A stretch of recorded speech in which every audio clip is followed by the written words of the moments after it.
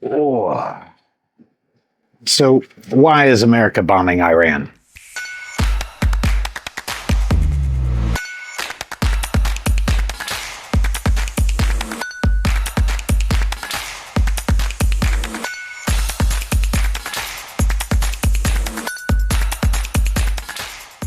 I wasn't going to go into this topic because of how flooded the internet is kind of regarding this whole Iran and the potential bad information that's out there, right? So let's face it, not many people know what's actually happening, and they call it the fog of war, but really it's just a bunch of unverified accounts giving updates all willy-nilly. Now, because I'm an American and a former service member, people here in Cambodia come to me for answers. Do I know all the answers? Nope.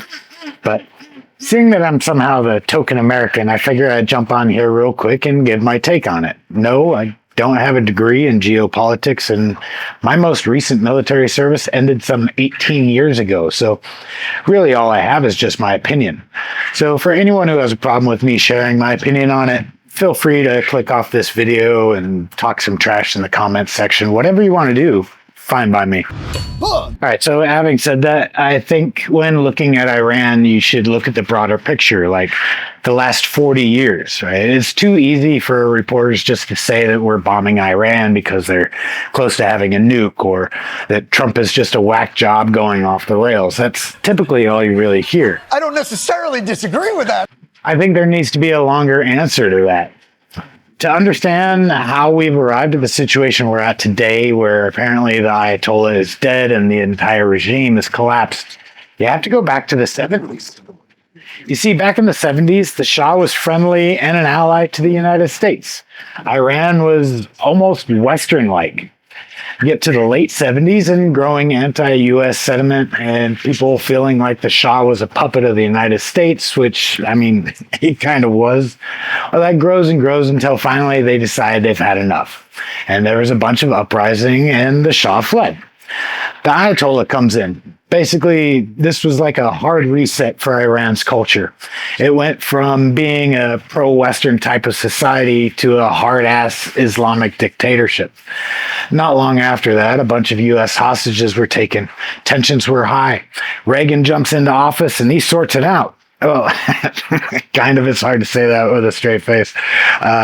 This isn't going to be a video about that whole Contra thing. If you want me to get into that in a different video, leave me a comment and I'll see what I can do. For this video, I just want to give the broad strokes for context and give my opinion. Okay, fast forward to the 80s. Saddam decides he wants to invade Iran. Not really sure as to what his intentions were at the time, but that was a nasty war between Iran and Iraq, and that went on for most of the 80s. When that war ended, Saddam decides he wants to pull some dumb shit, and we, the U.S., ends up getting into it with him. Iran, at this point, just stays out of it. About this time, Hezbollah and then Hamas were formed, when funding and training and armament were provided by Iran, and when called upon, acted as proxy militias for the Ayatollah. Because of that, the entire region became destabilized. The 90s is when the Houthis came on scene, also packing Iran's cash and guns. That didn't exactly help the region's security either. Then we get to the 2000s.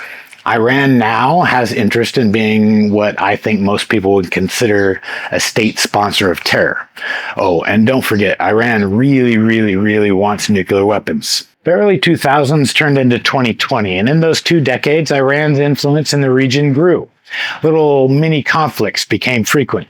Small incursions in the Gulf, quick pot-shot style attacks from Hamas, Hezbollah, and Houthis became a constant cat and mouse. The theme here, though, is that they're growing into something that the West fears the most: nukes. The U.S. was doing everything it could to figure out if Iran has the capability to possess a nuclear weapon. They already have the ability to put satellites 22,000 miles into space, so an ICBM that can travel 6,000 miles to reach the U.S. should, well, in theory, could already exist. This is where I think the U.S. starts to consider Iran as an existential threat and something to worry about. So this is a dangerous moment in the Middle East. Now, it's important to mention that the U.S. has massively grown our presence in the Middle East during the last 2 decades, which doesn't exactly cool tensions. Flip the coin for a second. If Iran had a carrier strike group off the coast of California and maybe built an air base in Tijuana, we wouldn't exactly be thrilled about that now, would we? So yeah, Iran isn't happy about our presence in the region. But I do have to ask, does that warrant attacking our troops in Iraq during the GWAT? In case you're wondering what I'm getting at, electric form penetrator IEDs that were capable of defeating our armored vehicles and killed tons of American troops during Operation Iraqi Freedom, those came from Iran. Now, we did nothing about it then, nor do I think we should have done anything about it, but I digress. There are more recent attacks, like missile strikes on U.S. bases in Syria, Qatar, Oman, and Libya. Now, the question I think we have to ask ourselves as a nation is, does their more recent attacks warrant the type of response that we're doing now? Does the intelligence that the United States have show, prove, dictate, and warrant the level of aggression that the U.S. is putting on full display? These are tough questions. Part of the problem that you and I both have when answering these questions is we don't have access to most of the intelligence, right? So let's be fair here. We've been hearing since 1996 via Israel that Iran is weeks away from developing a nuclear weapon. You know, a lot of weeks have gone by in that time. It's 30 years they've been saying this. Again, to be fair, on the flip side of the coin, without being able to actually see the intelligence, who's to say how close they really were? And look, many of you may think that the powers that be are wanting to keep the public in the dark. And yes, there's probably some of that going on, but in reality, it's just OPSEC.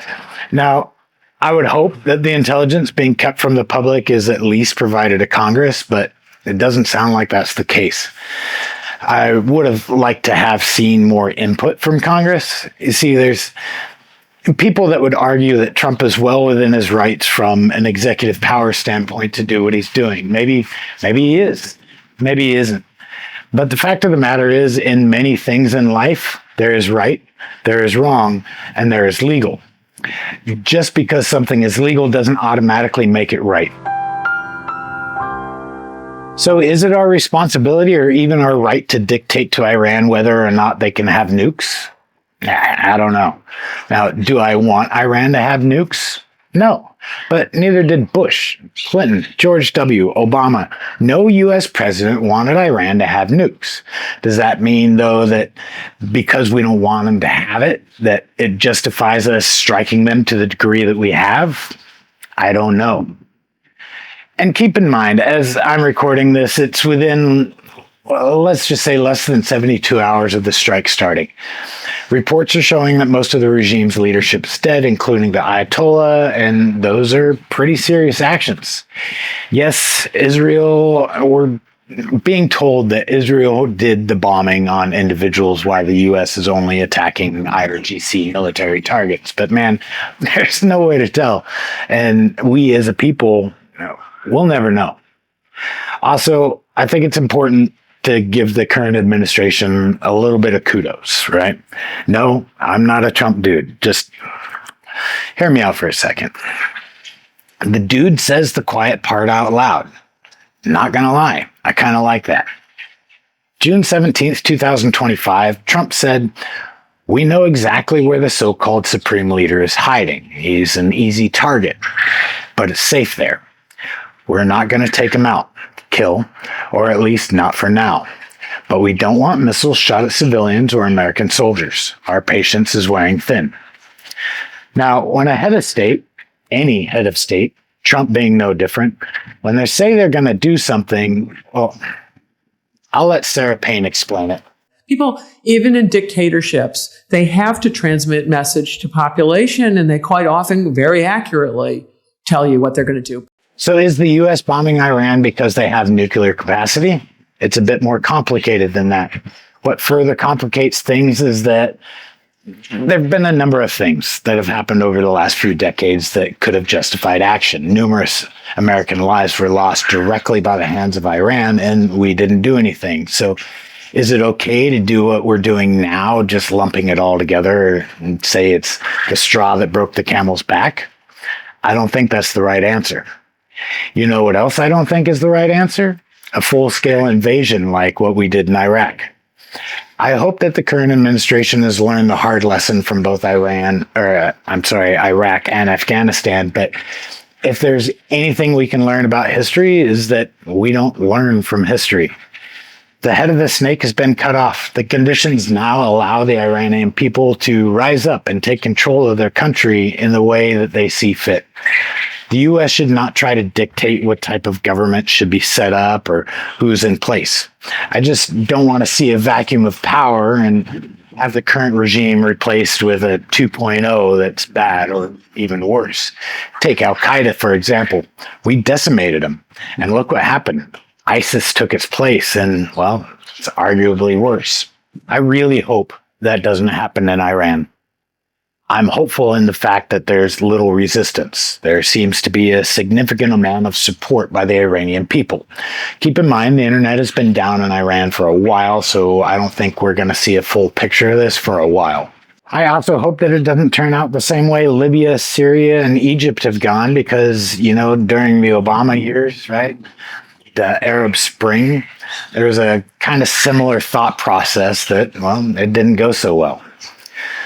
So I guess that wraps up my thoughts on all of this. I wanted to get on here and at least give the context and kind of tell you how I see it. My perspective from the experiences that I've had differ from yours, and that's a good thing. What I would like to see our society as a whole, like having discussions, right? Talking things through versus taking a hardline approach and blaming the other side. My heart goes out to the Iranian people. I hope that they take this opportunity to make their country a way better place than it seems like it's become over the last few decades. So thank you so much for watching. I hope you got something out of this video, and until next time, have a good day.